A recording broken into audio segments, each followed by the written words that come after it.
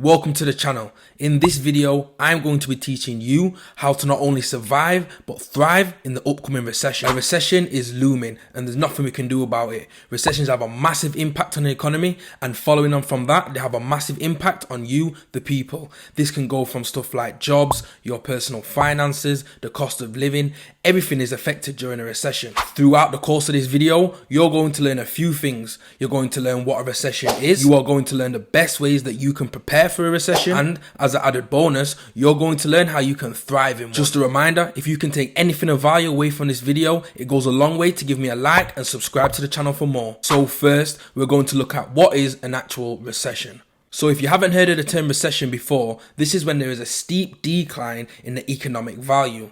A lot of countries have had this problem over the past few years, and there's been many recessions before the one that's coming. There are many reasons why we can go into a recession. Some of these can include banks borrowing too much and people getting into too much debt and not being able to pay back what they owe. This can include pandemics, of course, like the COVID pandemic, which has probably been a massive push to the reason why we're in a recession now.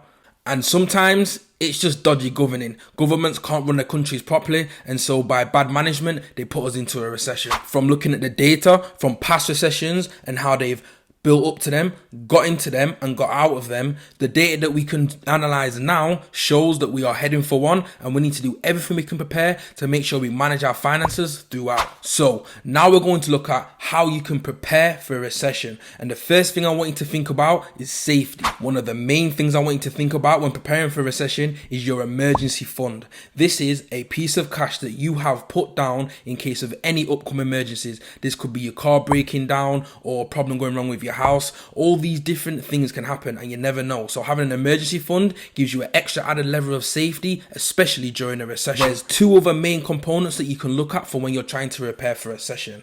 One of these is minimizing all your large debt. So you're all probably familiar with debt, and some people have a lot more than others. But one of the key things you need to think about when you're thinking about debt is the amount of interest that's on it. Sometimes you can have low interest debts like student loans or maybe car finance. Sometimes you can have very high interest debt. This is your big problem. These are the debts you need to get rid of as soon as possible. Your main focus before you do anything else should be paying off your high interest debt. Another thing that I want you to keep a lookout for, this is for the more advanced people that are on a higher stage, but this could still apply to you, is diversifying your portfolio.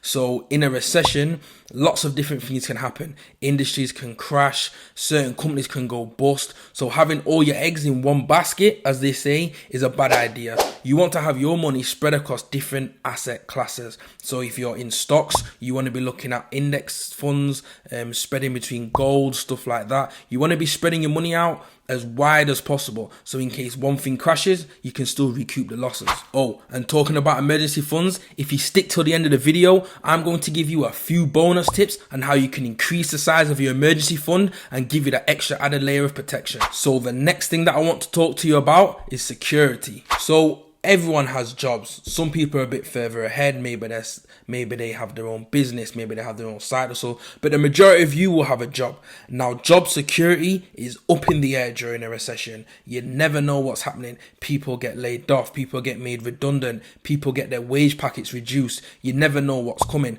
So having some security within your job is a key factor that you need to think about during this recession. So the first thing that I'm going to do is I'm going to show you a few tips on how you can actually add an extra level of security to your job.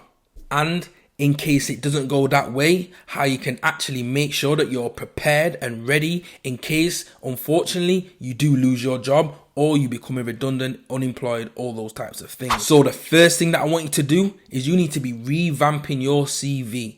Your CV needs to be in tip-top shape. I'm talking it needs all your new skill sets. It needs to be updated and ready to go, just in case you lose your job. Because the first thing that you're going to be doing is looking for a new one. So it needs to have, like I said, all your new skills. It needs to have all your previous work history. You also want to make sure you have very good references there from your previous work. I wouldn't suggest asking for references from your current job because that might raise a few eyebrows. But you want to make sure you've got some good ones there just in case the worst thing happens. The next thing I want you to do, especially if you're looking to go into work, soon or during the next year or 2 years is you want to be looking at recession proof industries. So when I was talking to you before and I was talking about how some industries are doomed to crash, there are some industries that keep that fire going even during a recession. These industries are typically industries that we as people and society cannot do without. A quick hint on what few of these industries might be: these include things like health, so nurses, doctors, dentists, those kind of things. It also includes IT, so computer and tech skills, because we're also going to be using those kind of things, and education. No matter what happens, we're still going to need education. There's going to be kids in school, there's going to be people going to university, there's going to be courses still being taken online. So that's another good industry that you can start getting into. Another thing that I don't heavily suggest, but it may benefit you depending on your relationship with your employer, is to talk to your employer and see if you can get any guarantees. Now, with everything up in the air, it might benefit you to be able to talk to your employer and ask what kind of guarantees you can get, whether you can get a certain amount of work if you're self-employed, guaranteed 2 years work. You want to be able to try and secure your job for the next few years. If you are employed and you're worried about being made redundant, you want to be asking questions like, how are they preparing for the recession? How are they going to manage their employees in case something bad does happen? Just so that you and your employer are on the same page. So we've had a little look about how you can survive during a recession, but here's the good stuff. This is how you're going to thrive during a recession. What I really want to talk to you about is the, let's say, positives during a recession. I know we've gone through the negatives and we've looked at how bad things can get and how to prepare for the worst, but recessions notoriously create the biggest and most pushed force of millionaires and entrepreneurs and high wealth individuals than ever before. During a recession, it's the time to get rich. And when I say rich, I mean rich. I'm talking generational wealth. So I want to give you a quick outlook on what the markets are normally like. So during a normal market, and if you've been around and you understand what I'm talking about, you'll know that especially the housing market, stocks, especially crypto, the markets have been going on a rise. Now, in a boom, which normally comes before a recession, everybody's involved.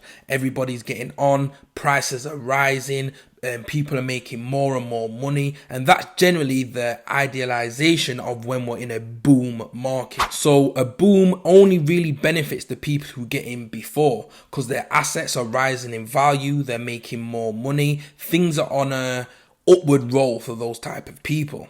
Now, if you get in the middle or on the rise, you can still do pretty well, but you are already at a disadvantage because you've joined the race late. During a recession, this is not the case at all.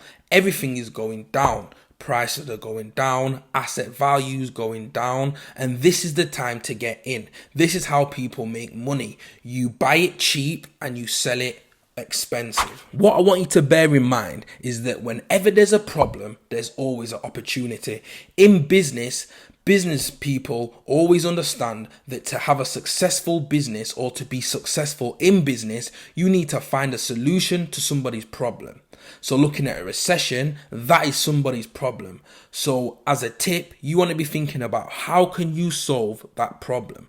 And for rich people, that's buying cheap and selling expensive. Now, following on from what a recession is and how you can benefit from it, now we're going to look at one of the most important factors in how to thrive during the recession, and that is your cash flow. Now, cash flow is how much money you have coming in and out at any one time. Cash flow is essential for building generational wealth and giving yourself that massive push during hardship. There's a few key points I want you to keep in mind when you're thinking about cash flow. The one thing that you don't want to do is be relying on one stream of income. You want to try and incorporate different streams of income into your life. This can either be from small businesses or side hustles or even going into a partnership with somebody else. The reason I say this and that cash flow is so important because during a recession, you want to be cash heavy. So you don't want to have assets now because they will be depreciating in value. But if you are cash heavy, then when the assets depreciate in value, you can start buying in. Another reason why being cash heavy is important is because you can do a few more risky investments. You don't have to be so conservative with your money. as if you had only a little amount.